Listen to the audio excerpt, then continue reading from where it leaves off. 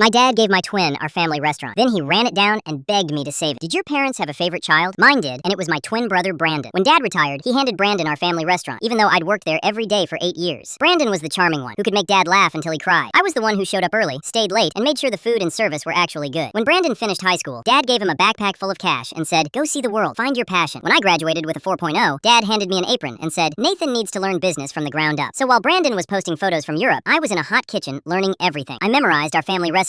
I learned ordering, staffing, and what the health inspector looks for. When problems hit, everyone came to me, even Dad, so I thought the restaurant would be mine when he stepped down. Then, at Sunday dinner, Dad stood up in front of the whole family and said, "Brandon will be taking over. He's got the personality this business needs to grow." Brandon looked shocked and said, "Dad, Nathan does everything. I barely know how the kitchen runs." Dad waved him off. "You'll learn. The restaurant needs a face. Nathan can stay on as kitchen manager." Kitchen manager. After years of running the place while Dad played golf, I swallowed it and went back to work. For 3 months, I trained Brandon like he was new staff. I showed him the vendor list, the schedule system, the prep plan, all of it. He'd nod, write notes, then get distracted by his phone. He kept saying, "Relax, we're gonna blow up," like hype was the same thing as quality. He threw a big reopening party with bloggers and influencers, and for a few weeks the place was packed. Dad bragged about his visionary son. Brandon worked the dining room, smiling for photos, and I ran the kitchen, trying to keep it tight. Then the reviews started. Food quality has dropped. Waited forever. Not the same anymore. Brandon laughed and said people were dramatic. Then he started cutting corners. He fired experienced cooks because they cost too much. He swapped our good suppliers for cheaper ones. He rushed prep and told the staff to move faster. Suddenly, the chicken was dry, the sauces were off, and plates went out late or wrong. I'd call him into the kitchen and say, "This is falling apart." He'd shrug and say, "They come for the vibe." The vibe didn't help when the dining room turned into complaints. Servers were getting yelled at. Tickets stacked up. A regular who'd eaten with us for years sent back his meal and didn't even argue, just looked tired. I felt sick watching it, because it wasn't just Dad's place. It was the place I'd built with my own hands. Then the health inspector showed up on a slammed Friday. Brandon was out front greeting people like a host at a party. In the back, we were scrambling, and we failed. We lost our A rating. After that, a local critic wrote a brutal review about our fall. Reservations dropped. The room that used to be full every night sat half empty. Brandon started blaming everyone but himself. He snapped at me like I was the problem, even though I was still fixing his mess. One night he told me, "Stay in your lane. You're just the kitchen manager." And something in me finally broke. I took off my apron, walked out, and didn't come back. I poured my savings into a small spot across town. I kept it simple, clean, and focused on the food. I hired 2 cooks Brandon had fired and trained them my way. I rebuilt the menu from the recipes I trusted. I worked non-stop to get it open, because I knew if I didn't move fast, I'd get pulled back into saving a sinking ship. 3 months later, there was a hard knock on my apartment door at midnight. Brandon stood there looking wrecked, holding paperwork with shaking hands. "Nathan, I need you," he said. "Come back, not as kitchen manager, as a full partner, 50-50. I'll sign tomorrow." He stepped inside and dropped the papers on my table. "Foreclosure notice." His voice cracked. "Please." I looked at him. Same face as me, but finally scared. "I appreciate it," I said, "but I can't." His eyes went wide. "What do you mean you can't? We're family." I told him I opened my own place, Romano's. We're booked out. My phone rang then. Dad. I answered, and his voice was angry and shaky at the same time. "How could you compete against your own family? We need you to save the restaurant." I stared at Brandon, then at that foreclosure notice. "Which family, Dad?" I said. "The one that chose charm over the person who actually ran the place? The one that gave my life's work away and called me just the kitchen manager?" Dad started to talk, and I cut him off. "I'm not Co.